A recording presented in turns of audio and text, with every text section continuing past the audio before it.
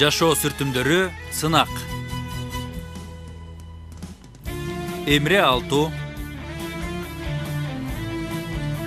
Рожда Демирер, Ахмет Курал, Керем Купажы, Тайфун Эрарслан, Замире Зейнеп Касапоулу, Бурак Сатыбол, Мерал Аселтürk, Özgür Emre Yıldırım, Efe Karaman, konuk aktör Yeşim Ceren Bozoğlu jana başkalar.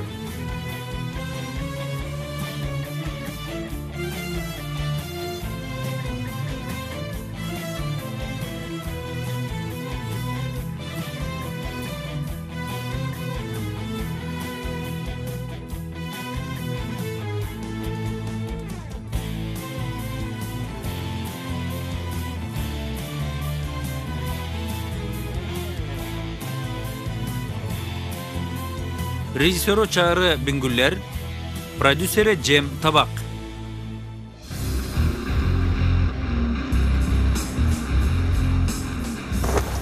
Al dostum, al. Oyundu özgörttüm, sababayım seni. Çoğun oyup erkek bolğonunda gelesin. Bas ketip kal. Ne oldu? Sen kanday erekersin ha? Kanday adamsın. Senin çıkınçılığı kандай emez. Эмне болду, ооруп жатабы? Күлбөгүлө балдар. Досуңуз ök болду. Бахадыр. Угатам досум. Менде күнөө барбы? А? Мен эскерттим бе? А, эскерттим бе? Артыңда досум. Эмне жетпедиби? Агай, белгини жейдин артынан жүрөсүзбү? Эмне? Агай, ниетиңизди ачык айтыңыз, билип алалы. Агай. Мен ниетим олутту. Эмне? Олутту? Олутту да? Кандай олутту? Чын айтып атасызбы? Агай, мен көптөн бери ушуну күтүп жаткам. Эмне? Сиз жаңы эле тааныштыңыздар эле го. Же жалган беле?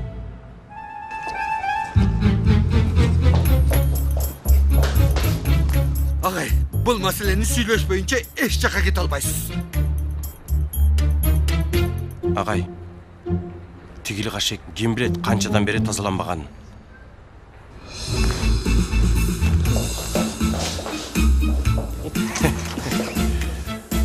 Жакшы калыңыз.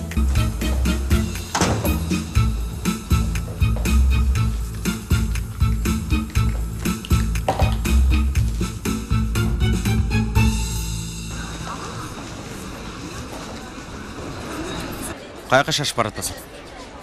Агай, Пойра спорт залда жасалган. Жанер дагы формасыз келген үчүн ал жерде. Алар сөзсүз мушташат. Макул, сен сабагыңа кир. Сабакка кир дедим.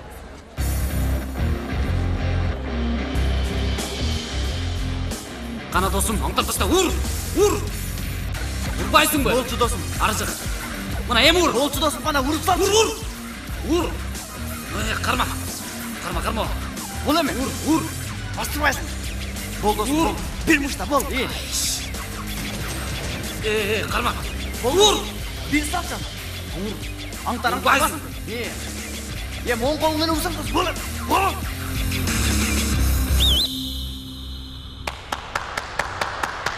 Азамат сыңар балдар, азамат сыңар.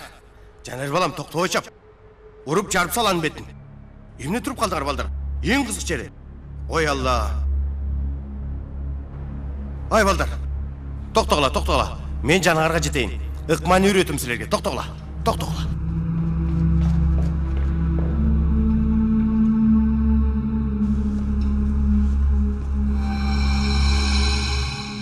Пойрас.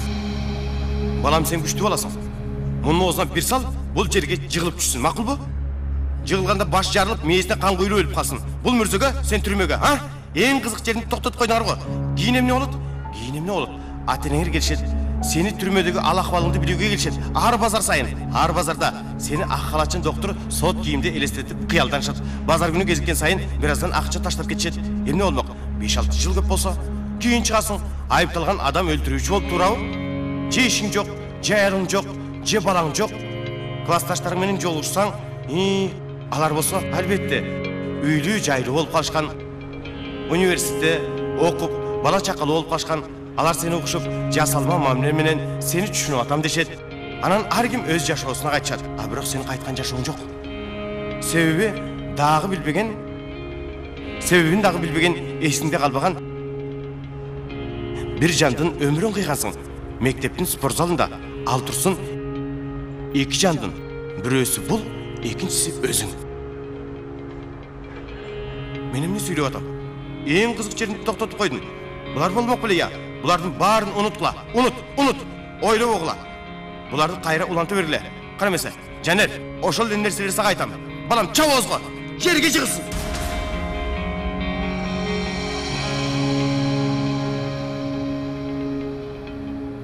Кудайы тоо каяка койдум эле? Белгине же бир нерсе издеп жатасыз. Ой, ооба. Бул стерилизацияланган идиш го. Мен дагы буларды колдоном дайыма. Үйдө сэндвичимди жакшылап ороп, булардын ичине салам, мектепке келгенде ошондуп жеп алам. Стерилизацияланган. Бирок мунун ичинде сэндвич жок, курбака бар. Ооба, бирок коркпоңуз. Өлүк кургатылган, сабакта кесебиз мынтип. Ички органдарын изилдейбиз. Аны алып келиш үчүн идишке салгам. Сэндвичимди кагазга ороп баштыгыма салгам. Ай жарнак деле жегем, жейсизби? Сизге да кичине алып койсом болмок, Осман бей. Гезет кагазын оролгон сэндвич? Коюңузчу, эмне болуптур? Сиз дагы таза боло бересиз. Караңыз, адамдын денесинин бир канча бөлүгүнө микроб экен. Сизге бакканы көрсөтөйүнбү? Жок.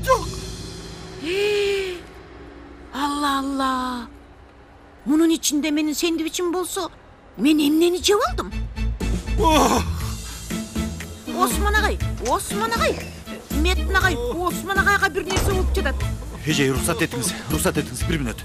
Агай жакшы элесизби? Жок, эсин жоготуп койду. Жасалма дем алдыруу жасайлыбы, я? Эже, рухсат этиңиз, кандай тиешеси бар? Тиш жогуп кетти, тыгылып калды, кайдан билесиз? Мен эсин жоготуп койсом, жазалма дем алдыруу кылыш керек болсо, мага жазалма дем алдырууну сиз жасаңыз агай. Белгин айым курбака жептир. Эми бака жеген оозу менен дайым ушул жөнүндө кыялдангам.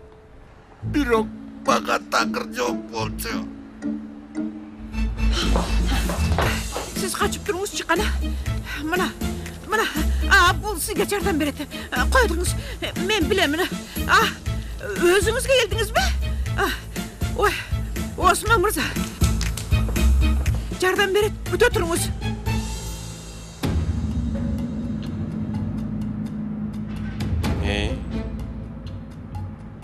Эмне болот эми? Бири-бириңерди көз карашыңар менен өлтүрөсүңөрбү? Пойраз. Бул маселе бул жерде бүтө турганын билесиң, туурабы? Экөөңөр тең. Ал турсун баарыңар. Маселени Салих агайыңарга айтып бересиңер. Жанер, сен менен өзгөчө сүйлөшөм. Агай суранычы. Эмне болду Дуру? Барал агай. Пойраздын. Дуру. Эмне болду Дуру? Агай, бул Пойраздын 3-чү мушташы. Салих агай дагы бир жолу мушташсаң мектептен айдайм. Айдоо кагазын алыш үчүн бардык нерсени кылам деген. Кетсем баары үчүн жакшы болот. Токтой тур. Бул жерде болгон нерсе ортобузда калат. Бирок жаза бербейм дегенди билдирбейт. Мен силерге ушундай жаза берем. Өмүрүңөрдүн акырына чейин унута албайсыңар. Макулсыңарбы? Кереги жок агай. Жаза кандай болсо барабыз. Салих агай берет. Пойраз суранам. Мен үчүн. Мен өзүм билемин. Өзүң билесиң. Кечирленбе, туура түшүн. Силерге акыркы сунуш. Бир күн берем. Же эртең келип, Багындык агай дейсиңер. Же мени эч аралаштырбай барып, Салих агайыңар менен маселени чечесиңер. Тазалык ишиңер бүткөн үчүн сабагыңарга кире бергиле. Бирок адегенде барып, бети колуңарды жууп алгыла. Баргыла.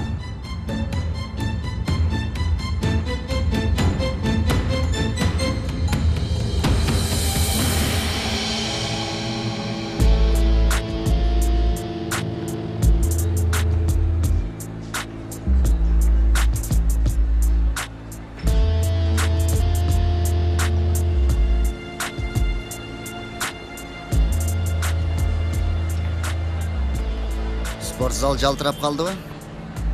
Ооба агай.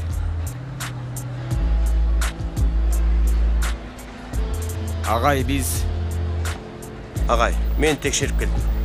Жалтырап калдык. Сабакка киргиле. О, балдарыбыз жыргап жүрүшөт. Сабакка топтоп калдык силерди. Жаза алганбыз, эже. Жазабы? Kenan Mırza, siz meni менен жүрсөңүз, сураныч. Кандай жаза алдыңар? Пойраз дагы эмнени кыла койдуң? Кана баскыла театр залына, баары силерди күтүп жатышат.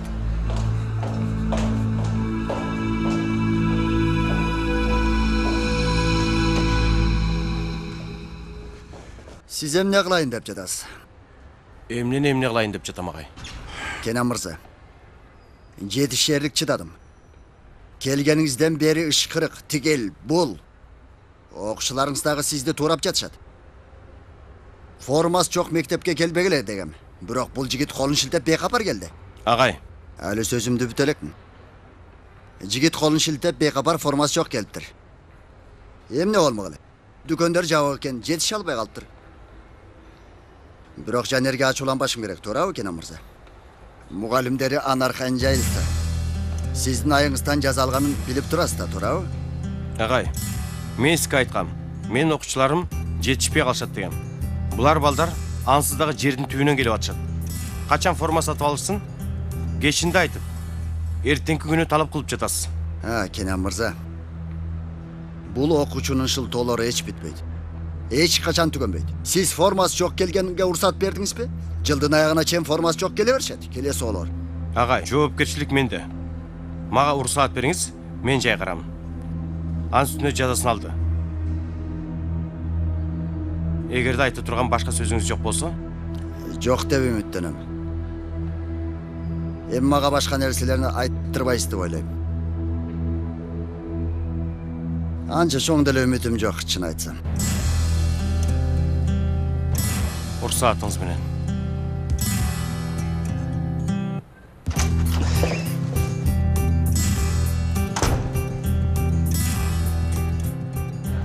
Пойраз, каяка баратасың? Пойраз. Эмне үчүн сабактан кекирейип чыгып кеттиң? Уят эмеспи элфежеге? Каяка баратасың? дем алганы баратам. Азаматсың. Дайым ушундай утасың. Башынан эле унутуп калганбыз. Сен бар, Жанар менен Алек бол. Абалына капа болдум. Бул эмне дегениң эми? Бир нерсе дегеним жок, көңүл бурба. Кенен агайдын сунушуна макул болбойсуң да, ошондойбу? Жок. Өзүмдү кыйын сезип жатам. Сүйлөшпөйсүң мени менен. Балким туура айтасың.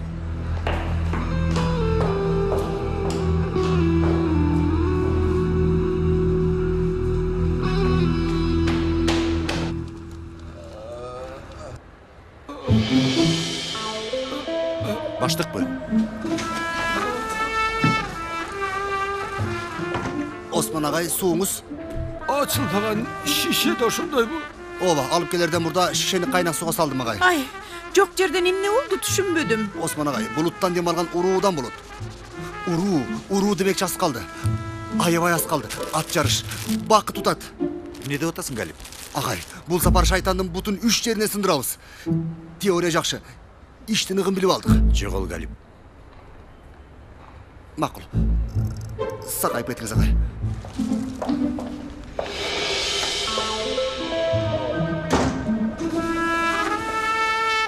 Тынччылыкпы? Осман агай? Антип абал менин пайдама болду деп сүйүнбөңүз агай. Эч нерсе болгон жок мага. Көз тийбесин, ден соолугум бар. Жок, андай жок.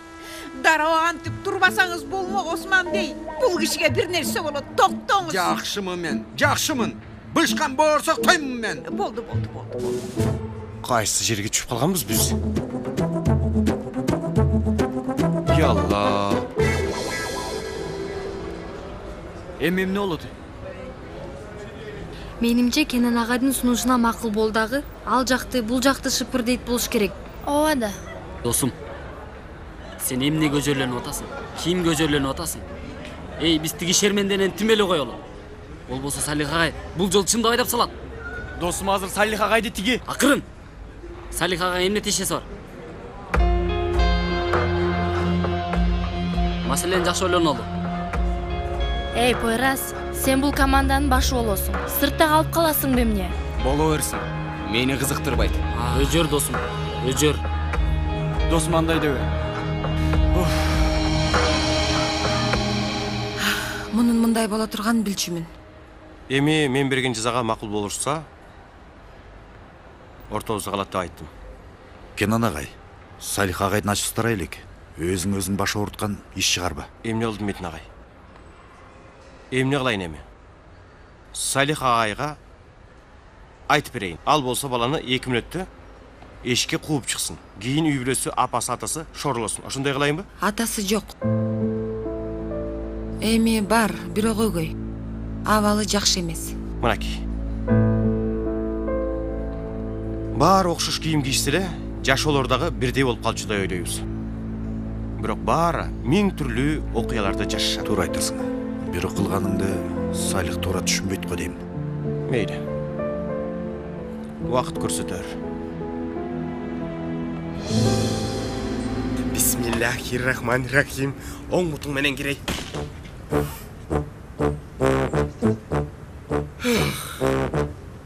Бул кооздукту кара козум. Кудай үчүн бул кереметти карачы. Карап жатам, Рыфат. Карап атасың, бирок көрбөй атасың. Бул жердин балчелектей болгонун көрбөй атасың. Ай, хайдагы балчелегей. Эй, бул жерди 3 жума бою тазаласаң да бүтпөйсүң го, Рыфат. Чын эле козум, билбейт экенсиң. Эмне күйөөңдүн колунан келбейт деп ойлойсуңбу? 3 күн козум. 3 күн. Андан кийин бул жер акча санаган аппарат болот. Көрөбүз, Рыфат сержант.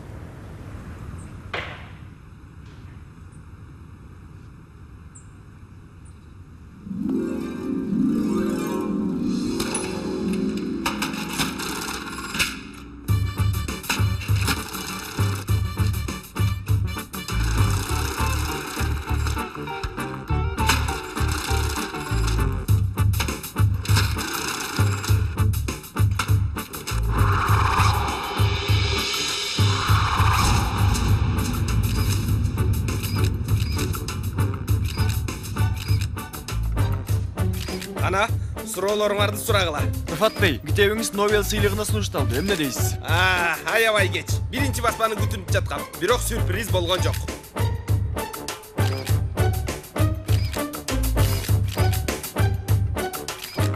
Кино тартылат экен деп уктук, туурабы? Азыр атын айта албайм. Чоң атактуу Голливуд фирмасы менен келишим түздүк.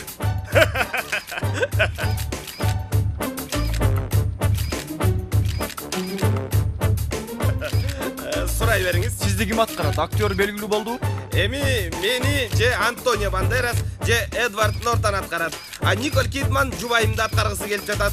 Күн сайын эшигибизге келип жатат. Халил Гулиер Жезденди Дэнни Девилди аткарат. Ал менен макулдашып алдык.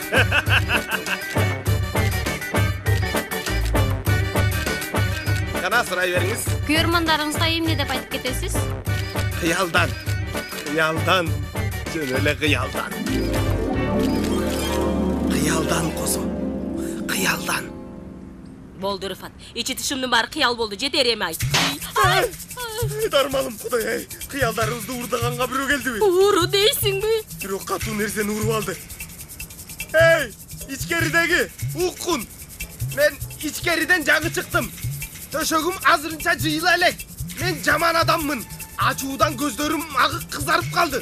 Айнурум, менин көздөрүм агы ачуудан кызарып кып-кызыл болду, туурабы? Жок. Бирок эриңдерин көгөрүп титиреп жатат. Айнур, утунпа мен. Ичкеридеги. Мен ичкери кирейинби, же сыртка чыгасыңбы? Бул жерде темир таяк бар экен. Бул таякты күчтүү колдорум менен көтөрүп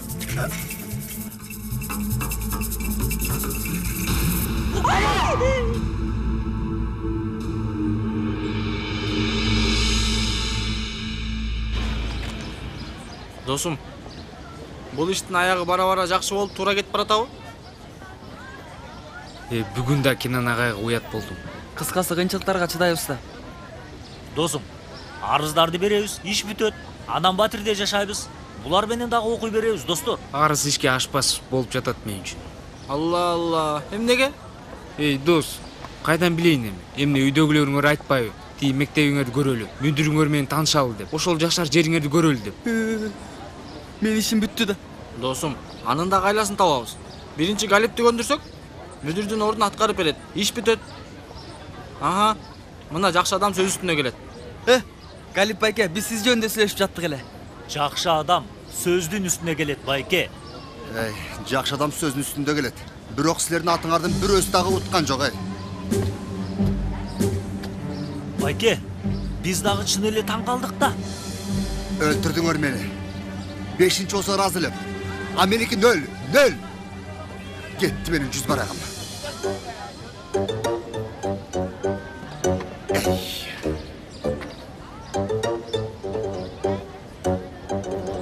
Жасалма мүдүргө кайыр кош дегиле балдар.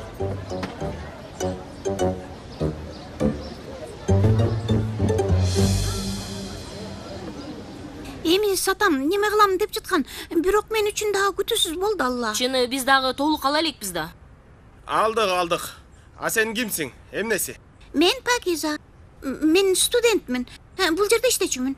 Айылга барып кайра келсем, ушундай болуп калыптыр. Биз менен иштеш. Рифат, биздин сатып алаарыбыз анык эмес. Эмнеге үмүт берип жатасың кызга? Козум, жездем эмне деди укпадыңбы? Бул иш болбойт. Кана, эмне дейсиң? Биз менен иштейсиңби? Макул, иштейм. Жакшы, сен башкы башчыбыз менен майда чүйдөлөрдү сүйлөш. Мен кичине каржы маселесин чечип келейин. Макулбу? Башкы башчы? Кем ал? Сенсиң, козум, сенсиң. Мейли, мен кетейин. Каяка кеттиң? Каяка дегениң эмне? Козум, тиштерим көп. Мен ошолорду бүтүрүп келейин. Алла. Мейли, силер жакшы калгыла. Мейли анда. Бул дагы ушундай алтыным. Бутуна терпенттин майын сыйпап алганда күнү бою ушинтип басып жүрө берет. Айтчы гана эми, канча беребиз сага? Менимче унуткула үй маселесин. Досум, сонун кыял болчу бирок. Ачкычында ортомчусуна берип коелу анда. Достор, дароо эле үмүтүңөрдү үзүп койдуңар го. Эмне кылалы? Сен каласаң үнүң жоон кылып, мен эжеме чал. Мен болсо силердикине чалайын. Өмер Сейфиникине чалсын. Ушинтип айлантып бүтүрөлү. Дароо эле баш тартпагылачы. Келгин куштар, эмне кылып атасыңар? Мына сага мүдүр. Болот албетте. Сынап көрүш керек. Достор, шаштарды агарып калыптыр. Мына мүдүр. Так эле мүдүр. Бир мүнөт. Силер жанатан бери эмнени сүйлөшүп атасыңар? Мен укпай калыптырмын. Жигиттер, эмне мынтип карап атасыңар? Мен силерге карызмынбы? Мүдүр. Мүдүр эле. Ооба, мүдүр. Мага тийбегиле балдар. Эмне кылып атасыңар? Эмне болду? Жакшы элесиңерби балдар? Жакшыбыз мүдүр бей. Мен мүдүр эмесмин. Мүдүр Айнур. Биздин мүдүрүбүз сиз, Рифат байке. Такыр болбойт.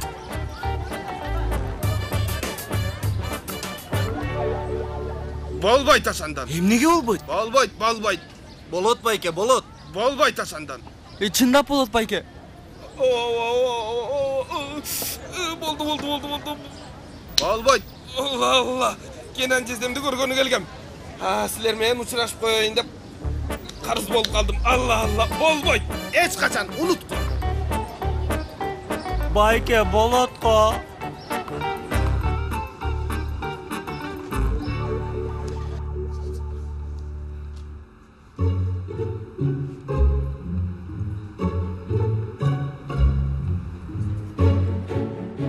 Метин агай.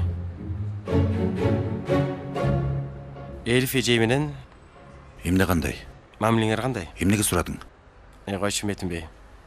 Көздөрүң айтып атат го? Сизге жылмайып жатабы агай?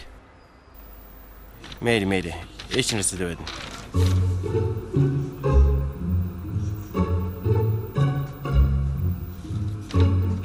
Жемал Рештрейді концерт. Эмне дейсиз? Жоқ, еш нәрсе емес ағай. Саламатсызбы Метин агай? О, жезделердин жездеси. Менин жездем. Рыфат, эмне кылып жүрөсүң бул жерде? Жакшыбыз эми жезде. Менин математикага тиешелүү маселем бар. Өзү менин математикага тиешелүү кандай маселем болушу мүмкүн эле, туурабы? Кандай маселең болушу мүмкүн? Маселе мындай жезде. Рыфат болгон акчасынын 7 бөлүгүнө кафе сатып алат. Бирок Рыфаттын же 7-си жок, же бөлүүсү жок. Концертке чакырса макул болор балким. Элифе жей, саламатсызбы? Бүгүн мен кечинде... Менин сабагым бар, Метин бей, анан сүйлөшөлү. Ооба, мен бул жердемин.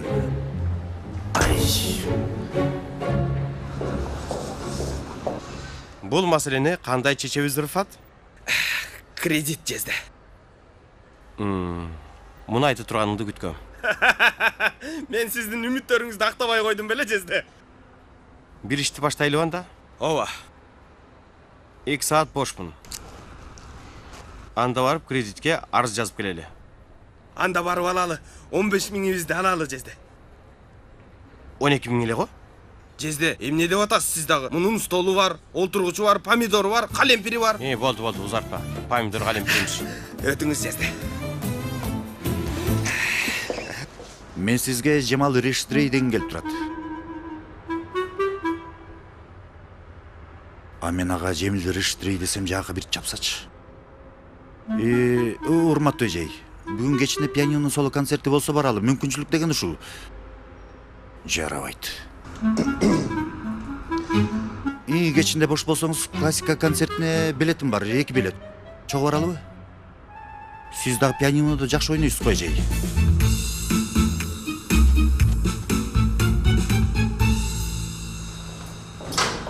Диван адабиятынын Лейла менен Мажнун, Юсуф менен Зулейха, Хүсрев менен Ширин деген ырлары, элдик адабиятынын Керем менен Аслы, Тахир менен Зухра, Арзу менен Камбер, жана буга окшогон аңгемелер батыштын романдарындай болчу. Адабиятыбызда роман 1860 жылдан кийин жазыла баштаган. Өңчөй француз тилинен которулгандардын ордуна кийинчерээк болсо жергиликтүү романдар жазыла баштайт. Эмне шырашып жатасыңар? Эч нерсе эмес, эжейдик эжейди. Адабиятыбыздагы алгачкы которулган роман Теркилмей Телемак. Бул чыгарманы Юсуф Камил Паша француз тилинен которгон. Ойлонгондо ос бар эле го бизде. Эми каяка кетип атасың мени таштап? 1870 жылдан кийин жазылган. Пойраз? Угуп атам эжей. Лейла менен Мажнунда Мажнун сүйүү үчүн чөлдө калды. Ферхат менен Ширинде Ферхат тоолорду тешти. Анан сен ашык болдуң дейли. Сүйгөнүң үчүн эмнени аябайт элең?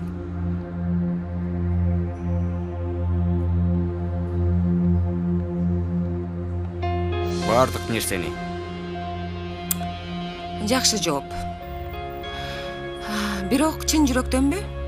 Ооба, албетте. Ал дагы мени сүйсө. Анан айткан сүйүүлөрдүн бирөөсү дагы бактылуу аягы менен бүтпөйт. Ансыз да аяк бактылуу бүтсө, ат ашык болбойт эле, туурабы? Балким ошон үчүн.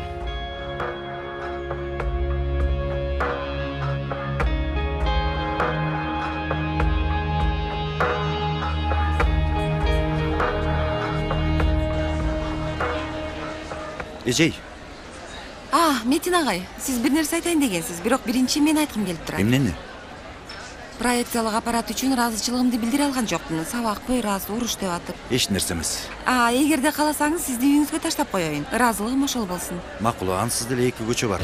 Мен сиз менен барайын. Макул.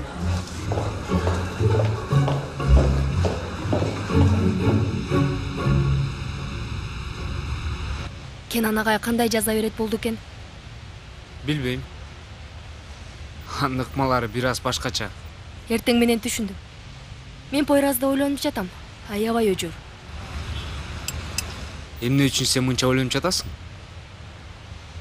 Себеби ал менин досум. Жөн эле досуңбу? Ооба. Анда алчы. Ал эмне? Ал менимче сага ашык. Жок, койчу. Эми мен аны болгону дос катары эле көрөм. Демек эч ким жок. Балким бир күнү болот. Балким бүгүн. Эмне? Эч нерсе эмес.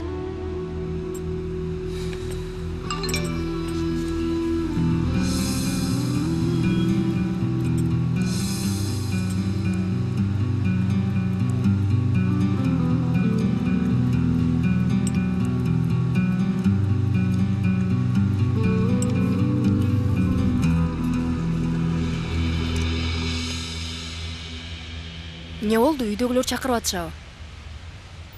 Жок. Бир эски досум. Аябай эски.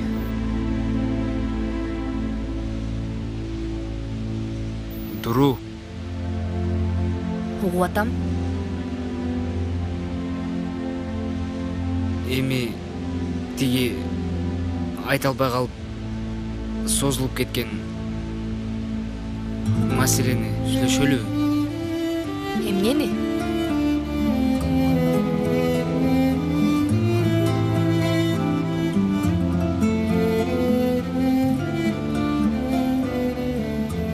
Мен сени аябай жактырам.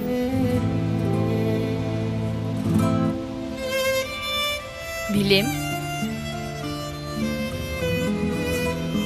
Каяктан билесиң? Сездим. Анан? Жакшы. Жакшыбы? Кандайча жакшы? Эми эмне дейин да? Кайдан билейин? Макул? Макул эмне анан? Макул эми. Макул. Макул.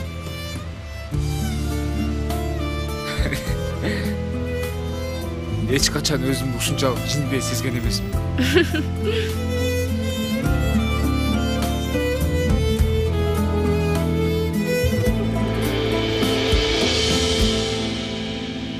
Алло? Кандайсың, Айшегүл? Жакшы элем. Дагы эле Англиядамын. Эмне кылып атасыңар? Мектебиңер аныкталдыбы? Каякта? Чын элеби? Алыс кетип калыпсыңар, Түшүндүм. Эч нерсе эмес, жөн эле чалгам.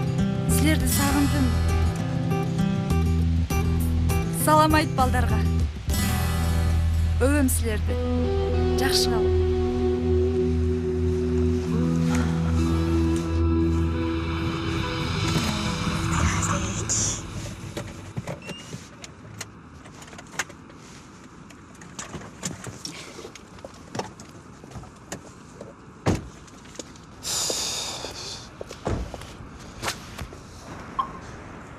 Бир нерсе айтайын дедиңиз беле? Элфежей, бир концерт бар экен, эгерде колуңуз бош болсо. Жок. Мен билетти сизге берейин, досторуңуз менен барыңыз дейин дегем. Балкондун эшиги ачык. Үйгө уруу киргенби? Жүрүңүз полиция чакыралы. Кереги жок. Жок, ичкериде болушу мүмкүн. Коркпоңуз. Болбойт, үйдө болушу мүмкүн. Элфежей, болду, мен жайгарам. Шындык.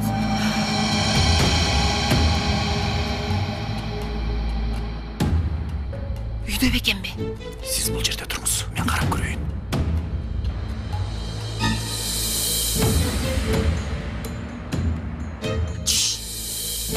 Бир нерсе кылсачы. Полиция чакыралы, жүрүңүз. Кереги жок, өзүм карайм азыр. Барбаңыз. Барбасам кантип карайм? Мейлем бол эми. Бисмиллахиррахманиррахим. Этият бол.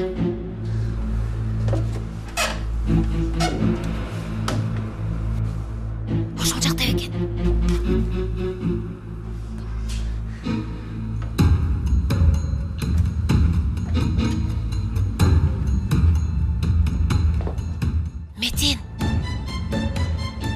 Метин агай. Метин. Эмне болду? Жокпу? Жок.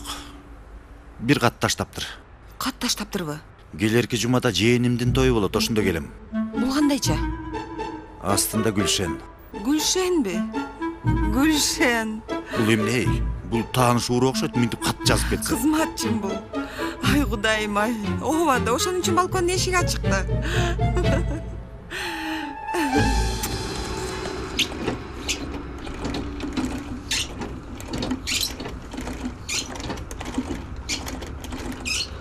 Бүгүн Гүлай айымдыкына баргам. Уулунун сүрөттөрүн көрсөттү. Америкада окуп жатат баласы. Окур жерин атын айтты эле. Мындай кызыктуу аты бар экен. Мен азыр эстей албайм. Машалла, баатырдай жигит болуптур.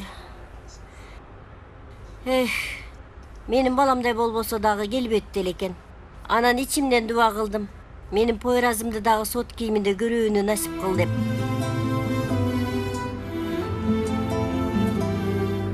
Сени дагы ошентип бир көрсөм. Эмне болду Пойразым? Келгенден бери үнүң чыкпайт. Же бирдеме болдубу? Апа. Окууңда бир нерсе болдубу? Жок. Болбой эле койсун. Аллам коргосун, колдосун сени. Эмнени тигип атасыз бир сааттан бери? Эч нерсе эмес балам. Бул машина жөн эле жаткан болчу. Ана мен кошуналарга кабарладым. Мындай шым кыскартуу, юбканы тарутуу дегендер болсо деп. 3-5 тыйын болсо да пайда, иншалла. Үй тазалаган жетпей атабы, апа? Жетмек беле асылым менин. Дагы муну даярдоо сабактары, курстары бар, университети бар. Бирок менин балам үчүн баары татыйт.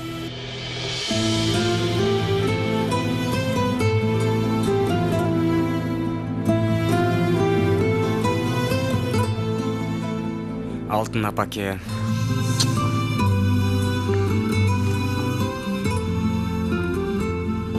Колуңузга эмне болду? Ой, эч нерсе эмес балам. Айна кичине аллергия кылды. Бирок сен кабатыр болбо. Мен азыр крем сүйкөп, колгап кийип алсам, эртең эч нерсе калбай калат. Ох, апам. Ора болдуң. Көбөгү болбой калды, бирок иче беребиз го эми. Аябай сон болуптур. Аш болсун. Элиф эжей. Бул эми мектеп эмес да, эже дегенди тим эле коелу. Эми сен үчүн да ыңгайсыз болбосо. Элиф. Болот албетте Элиф.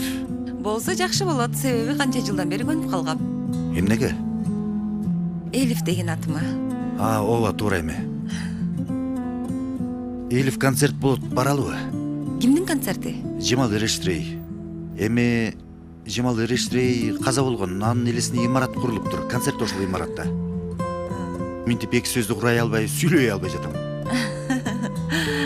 Кандай дейсиз, баралыбы? Макул, баралы. Чын элеби? Албетте, аябай кубанычтамын. Кубанычта болом, себеби мен Жемал Ирештрейди жакшы көрөм. Derindeyim, çok derindeyim.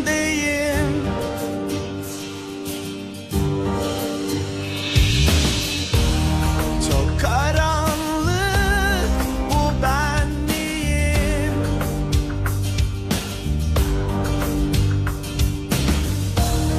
Tutun beni son nefesteyim.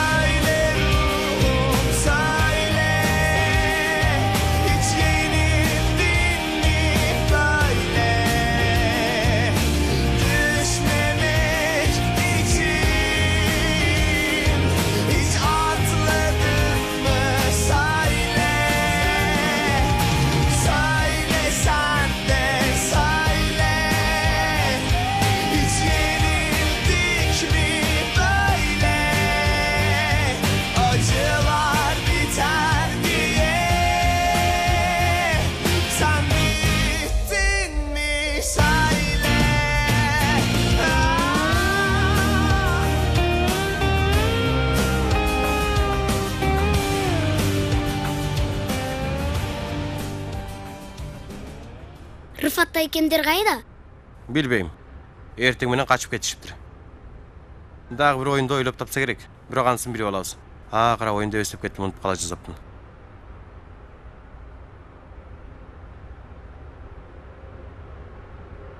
Алло, Жихан, кандайсың? Макул, дароо эле урушпачы. Баардык мугалим досторун топтоп алып келемиз спектакльге, макулбу? Сенде бир ишим бар эле, Жихан. Мага кол кишен керек эле. Төрбөч оюн үчүн. Макул, анда мен бүгүн театрга кире кетем. Макул, сон. Макул, келем, макул. Анда көрүшкөнчө. Батыракчы, театрга да кире кетишим керек. Театргабы? Ооба. Кандайсың, Үзле? Ооруп калыптырсыңбы?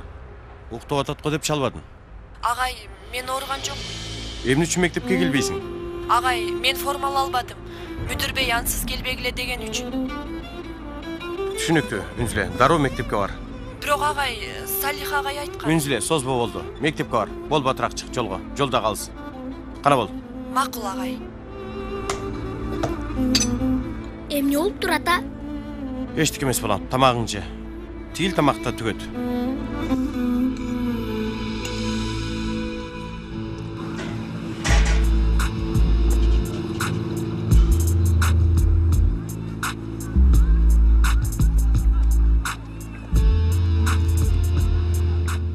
Салам балдар.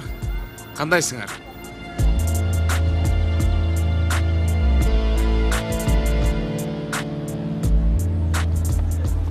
Эмне болду? Пойраз ит бир нерсе кылдыбы? Пойраз эмес, досум. Бороон селдешип уруп кетти. Досум, биздин үй кыялыбыз бүттү. Эмне үчүн? Үйдөгүлөрүбүз макул болушкан жок. Каяктан чыкты бул иш, Алла? Барып класстан сүйлөшөбүз. Сен жатаканада жашай албайсың. Толтура сөз да дагы. Бул жолукусунда менин да аргам түгөндү. Бүттү эми ал иш. Койчу. Түү. Сага бул абал жагып атат окшойт да.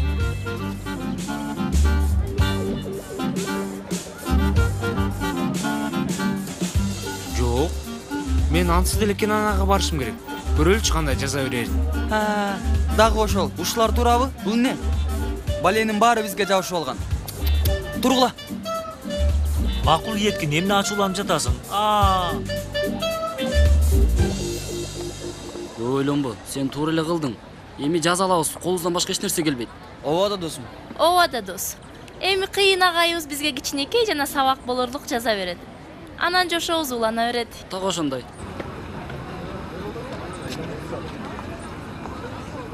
Пойраз? Бул жерде болгонго караганда Кенан агайдын колуна барып багынып беребиз. таң атканча уктай албадым. Туура чечим кабыл алыптырсың. Кана, жүргүлө анда. Оф.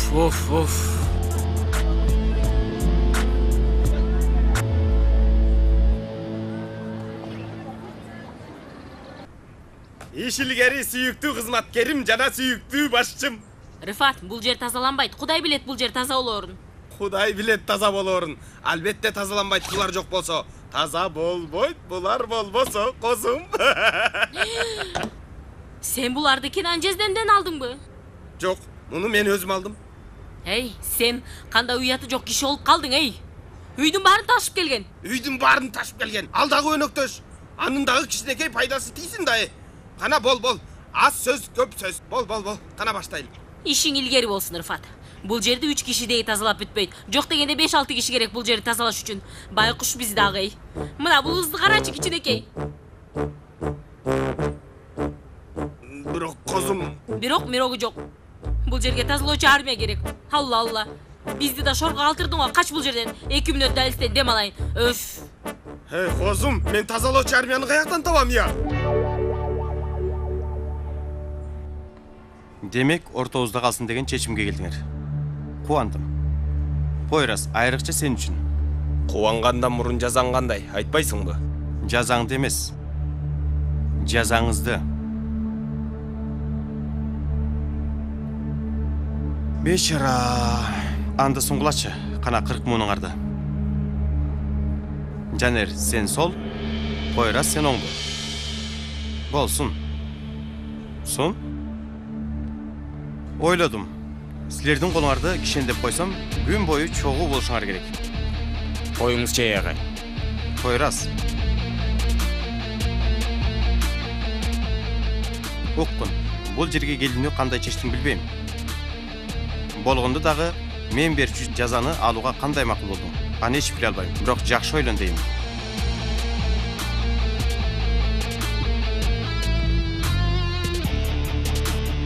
Өмірімде мұндай нерсені көрген емеспін.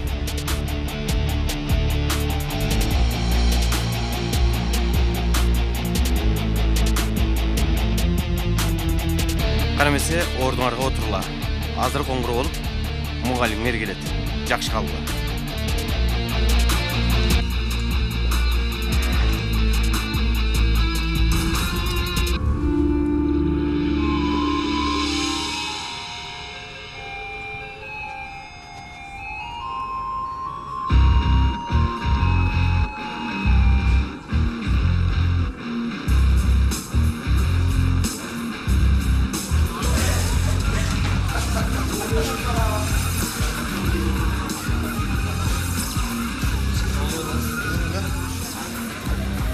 Жанер, ишиңерге кылгылачы.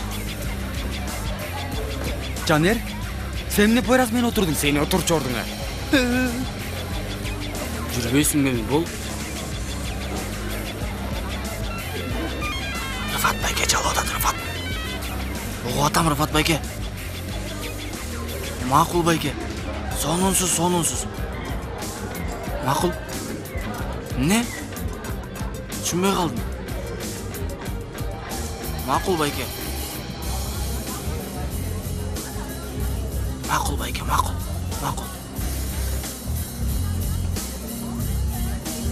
Рыфат байке мүдүр маселесине макул болуптур. Сонун! Бирок бир шарты бар. Кандай экен? Кафени тазалайт экенбиз. Каалаганыбыз болот. Баарыңар ордуңардасыңар. Отургула. Пойрас, сени биринчи партада көрүү сонун го. Ордуңду алмаштырдың эмне? Ошондой болуш керек эле эже. Кенан агай силерге чогуу отургула деген жаза берген окшойт. Жакшы кылыптыр. Сен азыр сабакка да даярдансаң керек. Кана, доскага чык. Эже чыкпай эле коеюнчу. Даярданбай калгам. Жанер, сен чыганда. Эже, мен даяр эмесмин.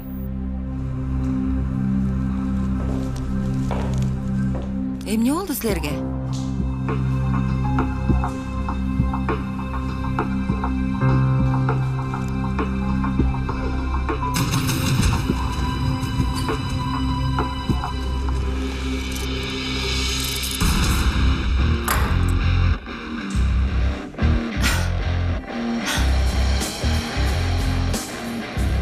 Жок, койчу.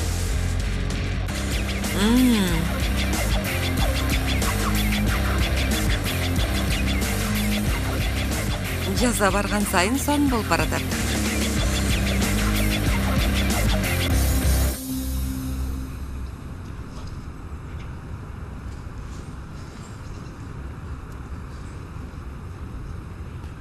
Ишине эмгекчил түрк аялы. Күйөөсү үчүн эң кыйын учурда ага кол сунуп, жардам берип таянычы болгон түрк аялы.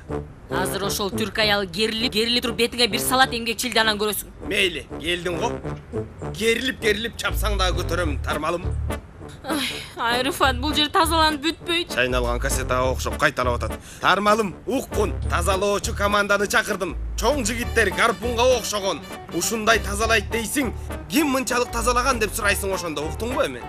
Эй, Рыфат, бар го. Дагы кайдагы сөздөрдү айтып быжы деп мен башымды айландырдың. Деги тажадым эй. Кеттим мен. Эмне кылсаң ошону кыл. Эс ала турган күндөр жакындады, козум. Автобус белетиң жаныңдабы? Күлбө сен дагы. Кана Пакиза, бир аз батыраак бол. Алла. Болду. Бүгүнкү күн үчүн жетет. Кийинки сабакка жакшылап даярданып окуп келгиле, жарайбы? Пойраз, силер чогуу окуйсуңарбы?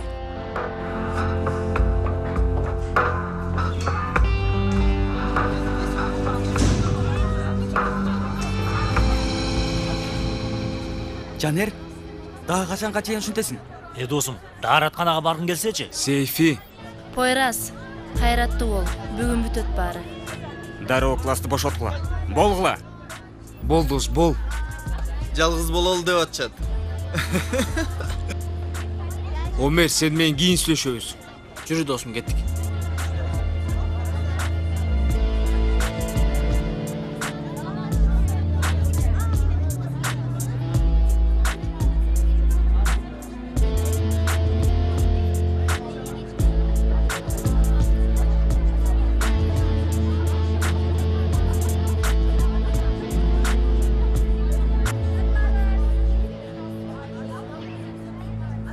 Шерменде болдук. Акыркы сабакта бул иш бүтөр.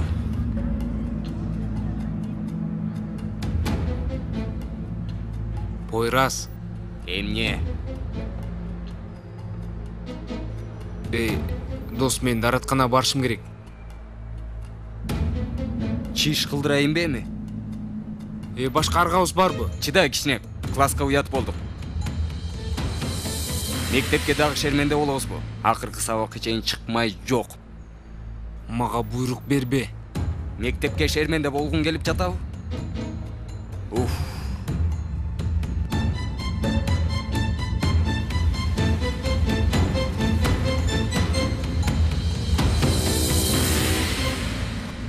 Дааратканага барабыз да дароо эле класска кайтабыз. Мага буйрук берип жатасыңбы?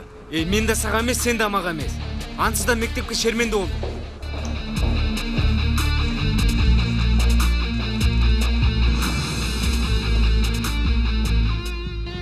Сен эмнени карап жатасың? Ишиң жокпу сенин? Баскет жагыңсына элек. Бол эми. Макул, түшүндүк.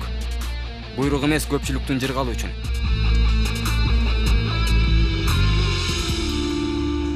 Тынччылык балдар. Бул жерде эмне кылып жүрөсүңөр?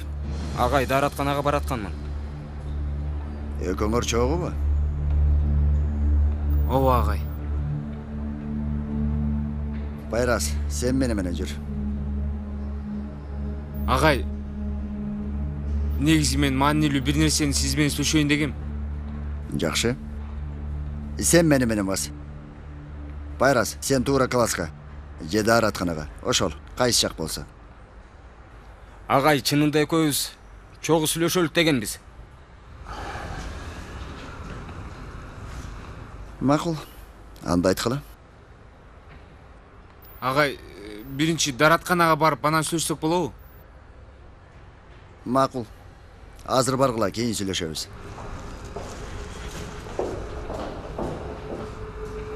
Буларда бир иш бар го. Күтө тургула.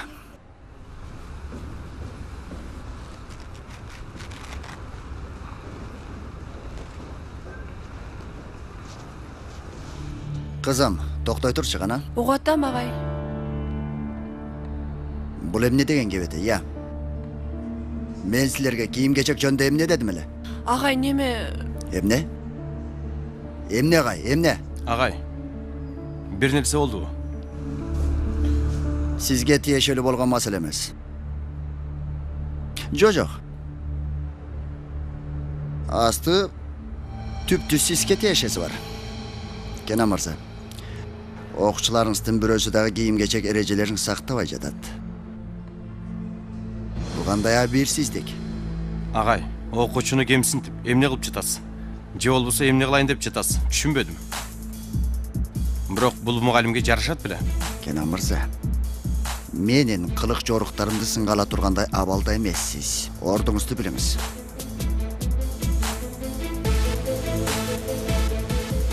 Кызым, сен болсо туура үйүңө кийимди алмаштырып кел. Мектепке келген окуучу биздин жоопкерчилигибиздин астында жибере албайбыз.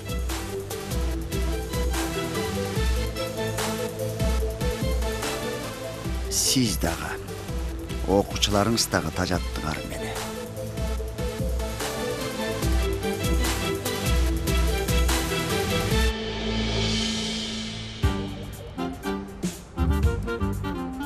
Кеттик. Эй, кечке соозуң 1 сааттан бери отурдум. Эмне кылайын, маңдайыңда бирөө турса кыла алган жокмун. Сүйлөбөй басчы. Алла. Чурка. Каяка чурка? Класска. Эй, Даратканын классы алыста, карасаң. Кир.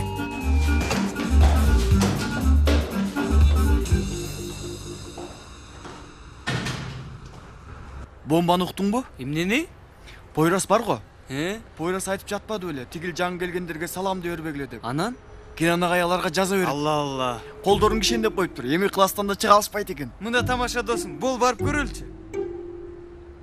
Баарын айтым эле го, бул класстан чыкпасын деп. Силердики эле айтып коюшту.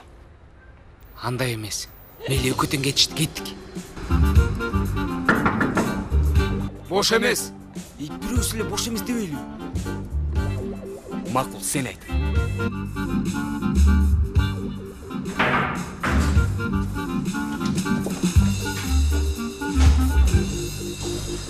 Анда эмесе достор, бүгүн электростатика темасын өтөбүз. Класс толукпу? Жанер менен Пойраз жок агай. Каякта жүрүшөт? Дааратканада. Кир.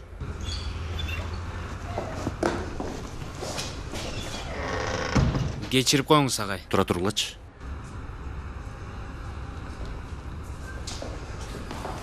Мына достор, терс зарядтар бири-бирине тартылышат. Мисалы, бул эки досуңар дагы терс заряд сыяктуу жакын турушат. Ал эми бул эки досуңар окшош заряд болсо эмне болмок? Анда бири-бирин түртүп жибермек. Алсагылачы гана.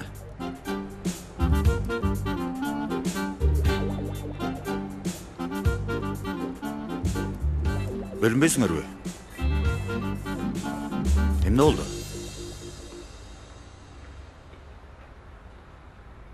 Бул эмне? Кенен агайдын жазасы.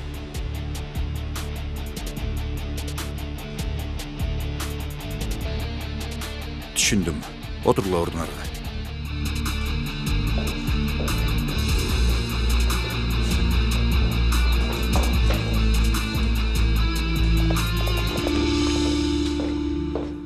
Өзгөчө экен.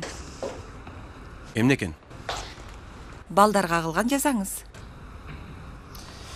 Маани өзгөчө болуп, болбогонунда эмес, аланын пайдалуу же пайдалуу эместигинде. Кенен агай, тигил берген жазаңыз. Балдарды жараштыруу үчүн жакшы ыкма экен, туурабы Метин? Агай. Мен жазанын ыкмасын билбейм го, бирок бул аябай кооптуу иш. Кай жагынан түшүнбөдүм. Салих агай муну такыр жактырбайт. Мен да жактырбайт аныста. Мейли, ишиңерге ийгилик. Сизге дагы.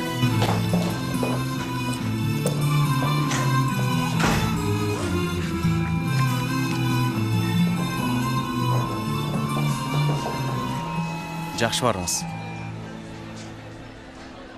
Бүттү эми, мындан кутулсак болобу? Болот.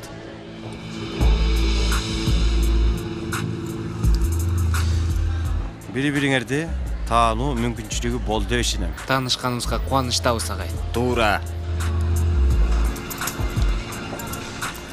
Сени менен муну өзгөчө сүйлөшөбүз, Жанер.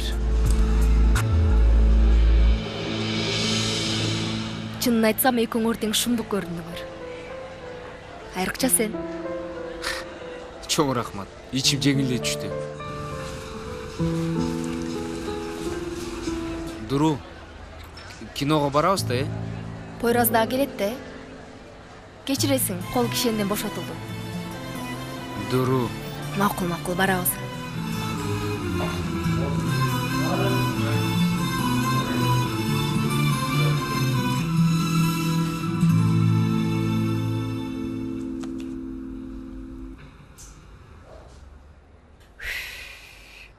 Макул, аябай кубандым, алтыным. Көрүшкөнүбүз.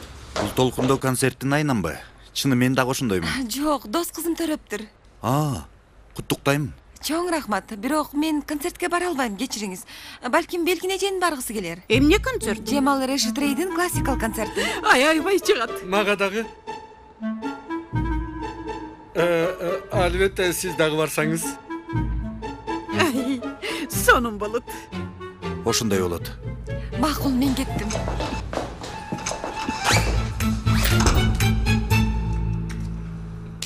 грек сүйүү кудайы Эрос.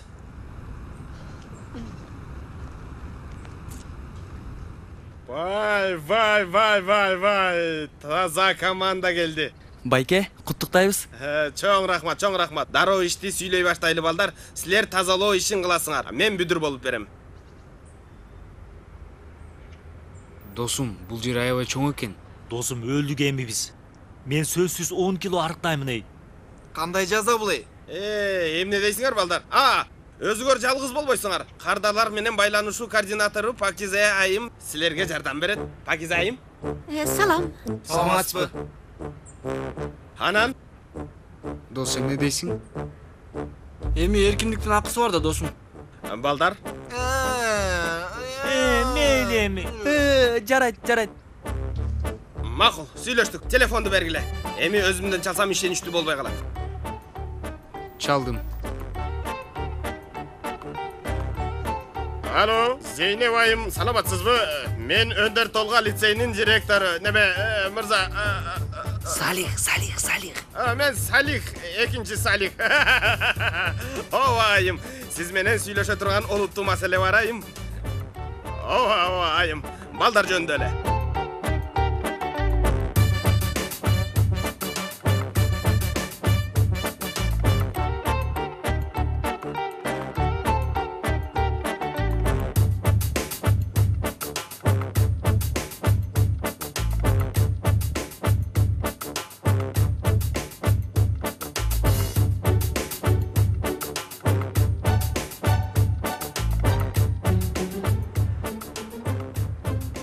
Алло, саламатсызбы? Мен Өндөр Толга лицейнин мүдүрү Салих. Ооба, менин сөзүм ушундай. Мектепке келиңиз, чогуу кофе ичели. Жок. Акырын. Ооба байке, биз билимдин кызматкери катары окуучуларыбыздын ата-энеси менен кофе ичкенибиз менен сыймыктанабыз. Албетте байке, албетте. Макул байке, жакшы калыңыздар. Жакшы калыңыз, чоң рахмат. Эмне болуп кетти? Байке, сиз эмне кылып ийдиңиз? Макул, келиңиз деп койдум, бирок алар келишпейт, мен билем. Ушундай келет дейсиз? Алла, азыр ишти кыла албадың деп иштен качайын деп атасыңар. Болла. Досум, өлдүк биз эми. Эң биринчи мен. Пакиза айым, буларды жакшы көзөмөлдө. Иштен качып кетиши мүмкүн. Айтканыңыздай болот. Алло. Дуру, биздин кино планыбыз өзгөрдү.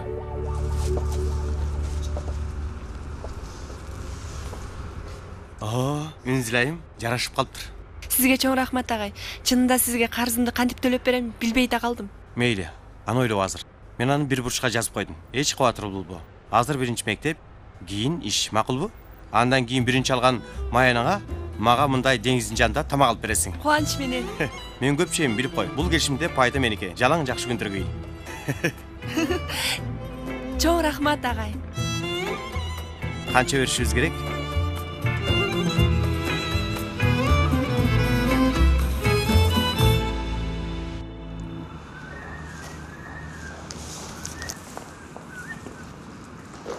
Каяка? Неме, менин иш күнүм бүттү. Силерге иш ери болсун. Чаалар кара. Тигил жери кир экен. Сүрт, жакшы сүрт. Тажатты го. Еткин, башыңдагы эмне? Эмне кылайын досум? Жытын айынан башым ооруп баштады. Бирок бир нерсе айтайынбы? Чын оору эртең болот эй. Чын эле балдар, чалардын атасы эртең келсе өлдүк эми. Досум, жакшыны ойлолу. Келбесе керек. Досум, курсагым ачты. Ачпаса мен таң калат элем. Досум, эшекте иштеп жатабыз го, курсагым ачпасынбы? Ачпасынбы, досум? Курсагым ачпасынбы? Мен бир нерсе алып келдим. Бирок жетеби билбейм. Дуру, эмне кылып жүрөсүң бул жерде? Жардам бергени келдим. Катыракта кала келдим. Кафеге катыраак делөөсү. Алла. Досум, бул кыз бизге катырактан башка нерсе алып келе албайбы? Мисалы салат дегендечи, я. Досум, бул кыз менен Жанердин ортосунда бир нерсе бар да. Жок досум. Болбойт. Болсо оор болот. Карасаң булардын кебетесине. Сюрприз болду. Үйдө жөн эле отургам. Жардам берейин дедим. Жаман пикир деле эмес.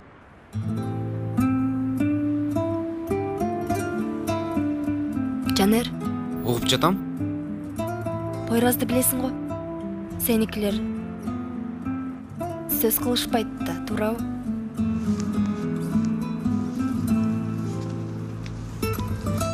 Жашыралы деп атасың. Бир канча убакыт.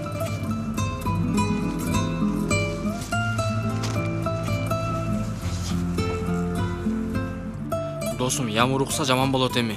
Ой, ал бүткөндечи. Бул иштин аягы жакшы болбойт. Мен сага айтып коеюн. Уфи, Рыфат, зерип кеттим. Кино койчу көрөлү. Кандай кино болсун? Кайдан билейин, өзүң караштыр аларды.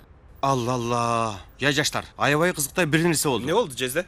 Эми үйдө канча тазалоочу каражаттар болсо, баары бир заматта жоголуптур. Баса мектептен Осмон агай деле келген эмес. Жезде, мен аларды кафебизди жандандырган коомуна тартуу кылдым. Эмне кылдың?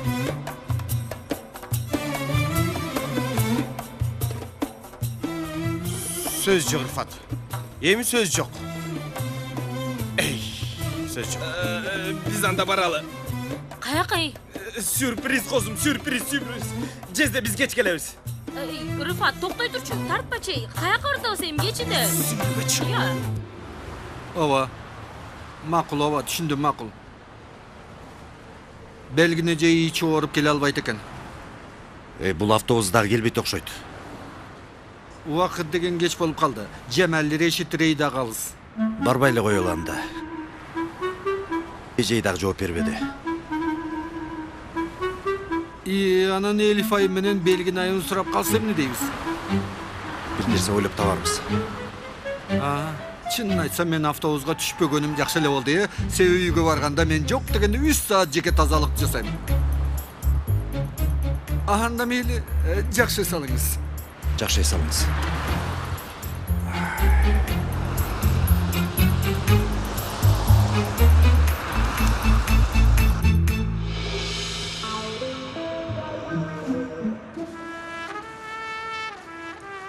Бүттү чын эле. Тазалыкпы? Мен билбейм, бирок бүткөндөй болду окшойт. Досум, колумду көтөрө албай жатам. Досум, эркиндиктин акысы оор дедик го. Ушунчалыкпы эмне? Кеттик анда.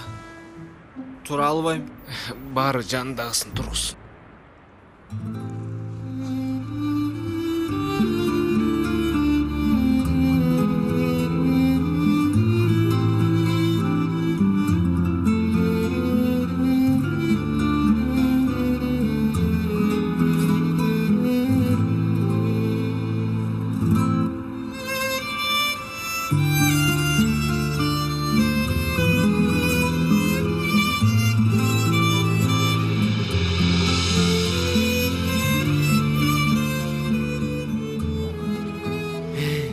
Досум, жаман нерсе болбосо экен. Боло тургандай, карагылачы. Кана кетели. Жан, биз болдук, кеттик.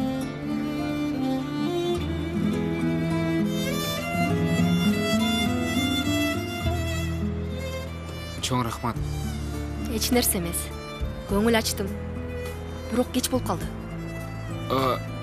Мен узатып коеюн. Макул. Жүрү.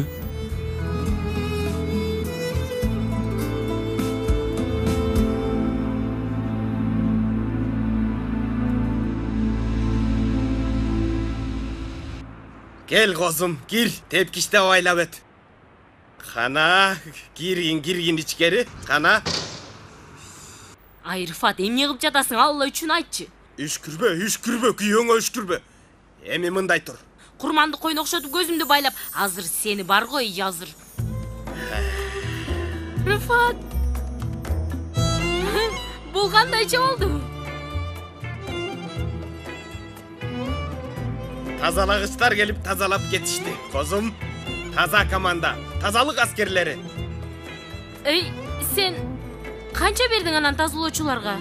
Козум, бардык эле нерсеге акча эмес, абийирим да жетиштүү. Ай, Рыфат, ишене албай жатам. Эми тазалабайт экенбиз да.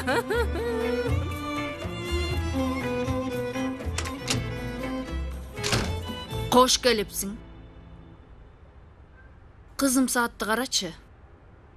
Кечирип коюңуз апа, достор менен кафеге бардым. Кайсы кафе экен түн ортосунда я? Апа, көңүлүм ачылып, кайрат күчкө толуп келдим.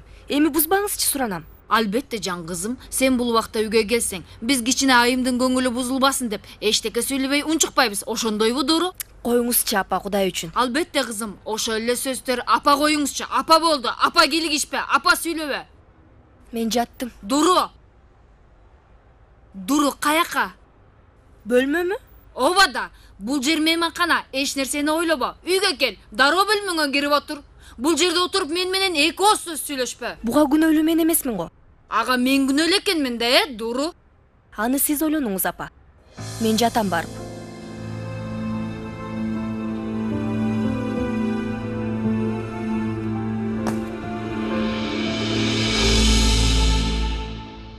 Кечирип кой козум. Аюу терисин таба албадым. Анын үстүнө мен жаныбарлардын терисин колдонууга каршы турган адаммын. Рифат, бул кандай кылыктарың, алла. Тери-мери мага өзүнчө тоо үйүнө келгенсип, дагы эмне кылайын деп жатасың? Козум, бүгүн өтө турган түндү өмүрүңдө эч качан унутпайсың. Жатчы, мына бул жууркандын үстүнө. Жат.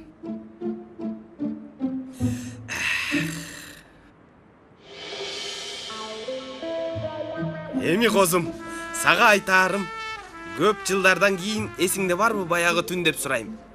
Суук таштардын үстүндө деймин. Жууркан жайып, анан очокко от жакканбыз деймин. Ошондо айтамын. Эч нерсебиз жок болчу деймин. Бирок азыр деймин. Бардык нерсебиз бар деп атам. Эмне болуп атат? Карачы. Рифат, кайдагы үй? Түтүндөн уулап жатабыз, тур бер нерсе кылып.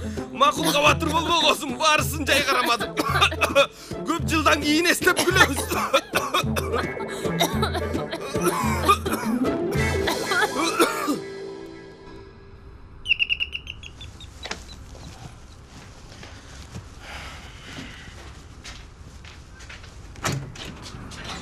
Кош келипсиңер. Кандайсыз жезде? Кандайсыз? Кана токтогулачы. Айлаңылычы мага карап. Эмне болду силерге? Күлбөңүз жезде, күлбөңүз. Бышып кала жаздадык. Аз жерден бышып кала жаздадык айныңыз. Билбейм, азыраак бышып кала жаздадык. Кафедеги мештин моору тазаланбаптыр, ошондон болду. Кана киргиле үйгө, жуунгула. Бирок суу менен гана. Тазалоочу каражаттарды тартып кылып койгонбуз. Кана киргиле. Рифат, Сен айыңан уят бол. Эч кайгырба козум. Негр болсоң дагы сулуу болмок экенсиң сен. Моору түтүбөсө жакшы болмок. Мен сага негр. Эй козум, эмне түртүп уруп жатасың я мени? Сүйлөбө, микрофон.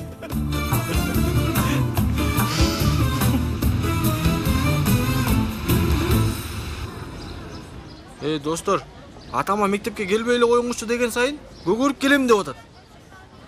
Демек эмне экен? Эмне экен? Ал жерде бир күмөн болсо, ал күмөндү күчөтө турган бир нерселерди айтпаш керек. Ушунча акылдуу болсоң, эмне үчүн күчөттүң досум? Так эле эркиндикке чыгып, бир үйдө жашаарга аз калганда ушундай болобу? Эми эмне кылабыз? Кайдан билейин досум, кайдан билейин? Кутман таңыңар менен. Сенин дагы. Силерге эмне болду?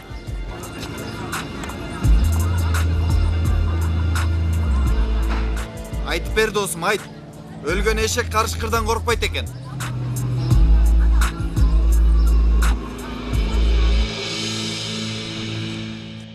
Бир аздан кийин эжелер келет. Эмне дейбиз? Бардык, себеби классика музыканы жактырабыз. Пианинону да жакшы көрөбүз. Кутман таңыңар менен. Саламатсыз. Концерт кандай өттү? Концерт жакшы. Убакыттын кантип өткөнүн билбей деле калдык. Чындап эле билбей калган окшойсуңар. Себеби концерт болбой калыптыр. Гезиттен окудум.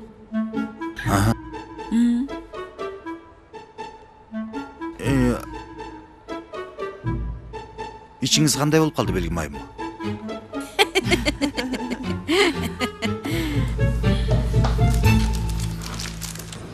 мына ушундай. Эми чынында максатыбыз үйдөгүлөрү калп айтуу эмес эле. Бирок чындыкты айтсак, анда түшүнбөй туруп, укпай жатып каршы болушат. Мына меникилер толугу менен каршы чыгышты. Эми мүдүр менен көрүшкөнү келишет. Уятта болобуз, жеме да угабыз. Дуру биз дубалга сүйлөп жатабыз. Бирдеме дебейсиңби? Мен силерге жардам бере алат окшойм. Кантип? Мындай. Биринчи силер мүдүрдүн ордуна боло турган кишини мектепке алып келгиле. Маалыматчы ушакчыга чуркап барып, Жанер менен Пойрас театр залына мушташкан кетишти деп айтам. Ушакчы бир шултоо таап жаныман кетет. Салих мырза менен апама театр залында мушташ боло турганын айтат. Анан Салих агай менен апам албетте ал жерге чуркап келишет. Чуркап барышкан менен бош залды көрүшөт. Алар күткөн сюрприз бар. Ошол жерде зал кулпуланып, бекилип калат. Сырдуу кол, мындайча айтканда, менин колум. Ошол эшикти кулпулап койгон болот. Ачкычты кайдан табасың? Галип байкеден алам. Жарайт. Ооба.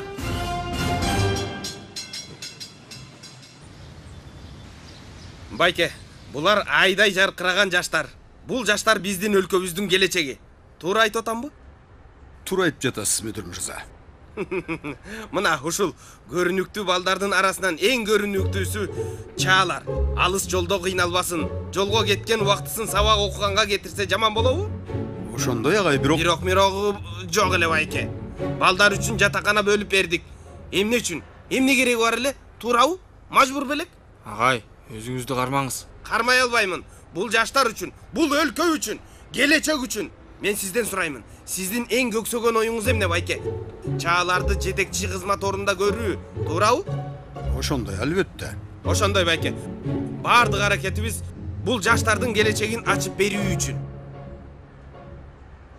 Сиз ошондой деп жатсаңыз,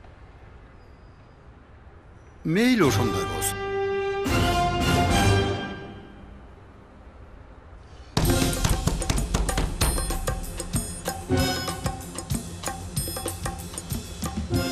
Galip! Galip!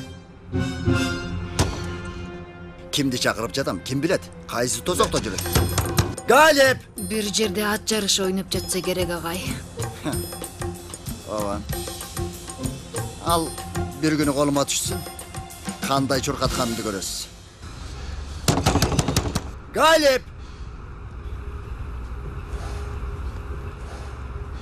Эже. Угуп атам агай. Эч убара болбоңуз. Бул жерде телефон иштебейт. Туура айтасыз. Эгерде бул тамаша болгон болсо, муну кылгандын колуна түшүрсөм, эмне кыла турганымды көрөсүз. Кыямат кандай болорун ошондо көрөсүз. Ошол убакытка чейин бизге бул жерде күтүп турууга туура келет окшойт. Ооба. Туура айтасыз. Жөн эле убара болуп сүйлөбөйүн.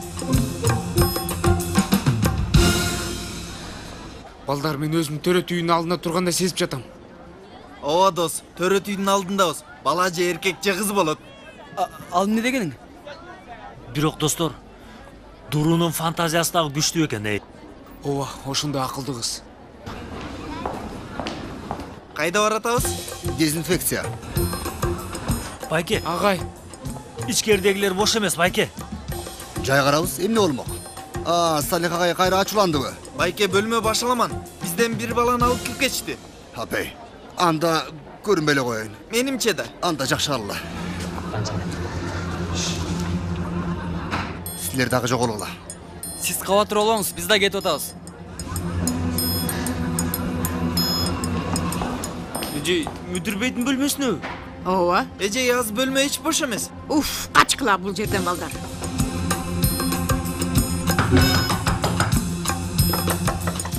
Көңүл бурбай эле коюңуз. Базарчылар, алар такылдатып кетишет. Дайыма ушундай кыла беришет. Кирдегенге чейин такылдатып тура беришет. Кечиресиз, тынчыңызды алып жатам. Эмне болду? Мен эртеңки күн үчүн уруксат алайын дегем. Бүгүндөн баштап уруксаат бар. Бир нерсени түшүрүп алдыңыз багай. Эжей, бара бериңиз. Салих агай, жакшы элесизби, үнүңүз кызыкпай го? Гриптин айынан. Эжей, окуучунун атасы менен сүйлөшүп атам. Уруксаат бериңиз, мугалим эжей. Кечирип коюңуз.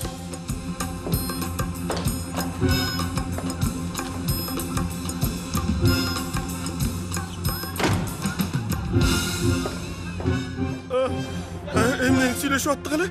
Мынакей, мен болсо жерден издеп жүрөм. Чоң рахмат балам. Эмнени сүйлөп аттык эле? Агай, узартпаңыз.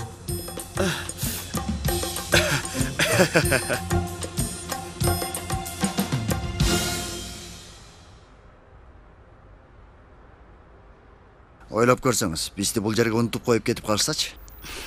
Жок агай, Дуру сөзсүз мени издейт. Ооба. Ооба, туура айтасыз. Дуру аябай сонун кыз. Ошондой. Менимче ага жакшы тарбия берген сижи. Чынында мен сиз менен сыймактанам. Чоң рахмат агай.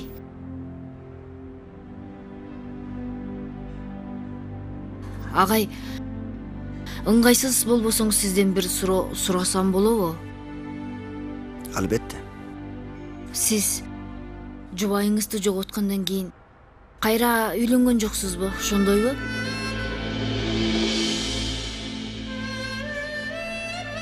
Эми суранам, туура эмес түшүнбөңүз. Мен кайгыңызды козгош үчүн айткан жокмун. Албетте. Бирок балким кайра үйлөнсөңүз, балким балалуу болуп калат элеңиз. Албетте. Эч ким эч нерсе ал жоготун ордун толтура албайт. Бирок жок, эч үйлөнгөнүм жок.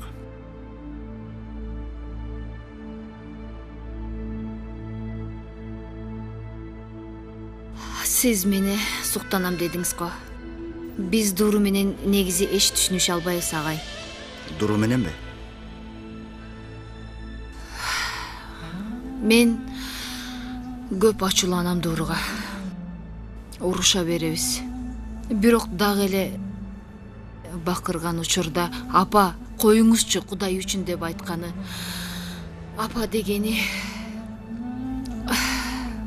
ошол учурда менин бардык болгон ачуумду жоготуп жиберет. Дуру аябай кичинекей бөбөк болчу. Биринчи жолу мага апа дегенде мен кубанганымдан отуруп шорулдап ыйлаганмын агай. А бирок азыр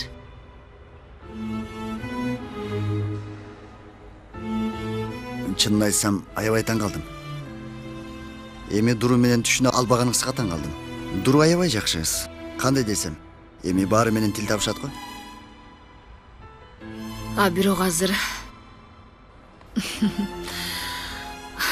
менден сырткары бардыгы менен. Кызымды уктап жатканда эркелеткенге көнүп калдым. Мага аябай жини келет. Билбейм, эмнеге жини келет. Мен аны кыйкырып урушам, кийин өкүнөмүн. Бирок ал эбак эле таарынып бөлмөсүнө кирип кеткен болот. Анын укташын күтүп, кийин уруларча кирип барам.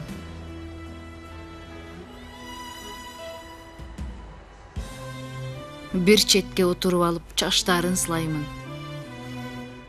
Ойгонуп кетпесин деп тиленемин. Сиз менин суктанам дедиңиз го агай.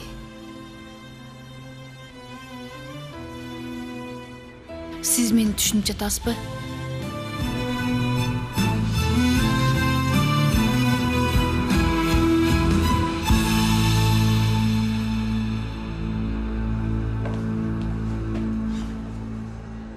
Эмне болуп жатат? Элфеже? Элфеже, сизби? Эжей, сұраныш, мына эшикти ачыңызчы, же ачтырыңыз. Бекитилип калды.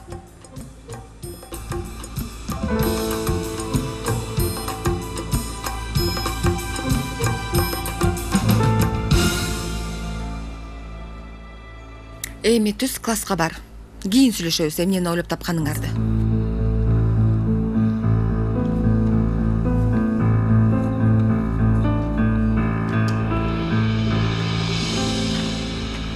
Чыгыңыз агай. Чоң рахмат Элиф эжей. Эгерде бул бир окуучунун тамашасы болсо, муну кылгандыгы үчүн жазасын алат. Жок, андай болбосо керек агай. Кокустукку. Билип алам баары бир. Чоң рахмат. Рахмат сизге. Эч нерсе эмес.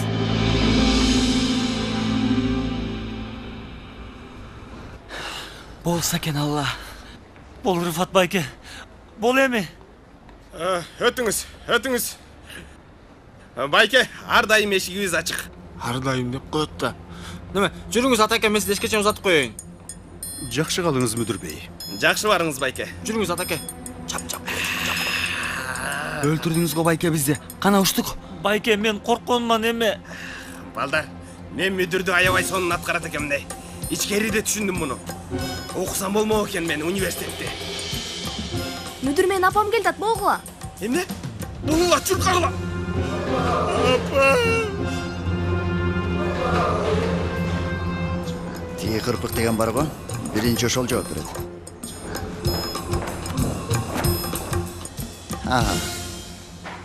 Асмандан издеп жерден таптык сени. Угуп атам агай. Угуп атам деп коет. Ким ойлоп таптı тиги тамашаны? Эмнен эжей? Билмексен болуп атасыңбы? Катуу жаза берем сага. Агай, мен билгенимди айтып бердим. Эмнени билсем сизге айтып берем ансыз да. Бирок сиз да бир нерсени билишиңиз керек. Дагы бир нерсе болду. Эсиңе салам. Ал дагы тамаша боло турган болсо, Агай, Пойраз менен Жанер мушташып кетти. Анан? Бирок маанилүү нерсе, Кенен агай экөөнө жаза берди. Кандай жаза? Кол кишен. Экөөнө кол кишен салды. Кол кишен? Кенен агайың айт. Менин бөлүмөмө келсин. Макул. Агай, кол кишен дейби? Көрөбүз бул жолу Кенен мырза эмне дээр.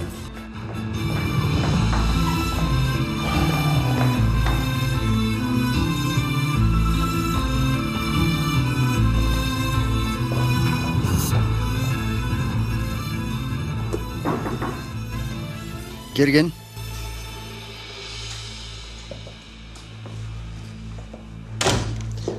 Мени чакырттырсыз агай. Түшүндүрмө кат жазыңыз, Кенен мырза. Албетте. Түшүндүрө турган абал бар болсо. Эмнени түшүндүрөйүн?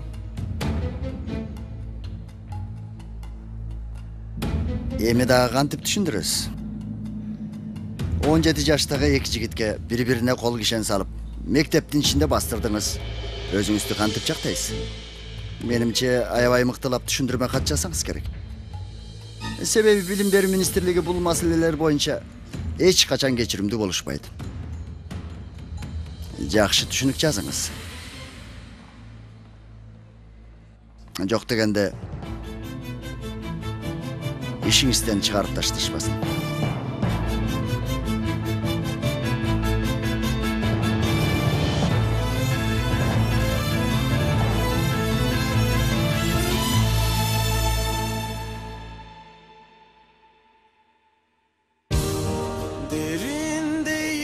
Çok derindeyim.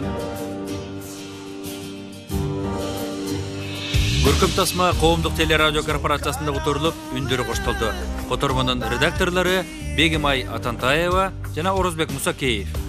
Үн коштоого Чыңгыз Мамаев, Амантур Абдысалам уулу, Айзада Абдыкалыкова, Индира Токтогожоева, Динара Авазова, Жолдошбек Жанжигит уулу, Шаршыбек Шейшенов, Орозбек Мусакеев, Бактыгүл Асанова, Кыял Аданова, Илим Калмуратов, Атамбек Шамуратов, Алмаз Шадаев, Айнаш Аширова, Аруке Калыбекова, Жазгүл Имакова, Руслан Орзакунов, Адыл Булорбек уулу, Өмүркул Назаралиев, Анвар Осмоналиев, Искендер Куанычбек уулу, Азамат Маданбеков, Адилет Солдатбек уулу, Арнес Кыдырмышев, Байел Советбеков, Самара Рысалиева, Айжамал Токторбаева, Салтанат Жумакадыр кызы, Оксана Турарбек кызы жана башкалар катышты. Үн коштоо режиссеру Айна Шаширова, үн иретін топтогон Айжамал Токторбаева.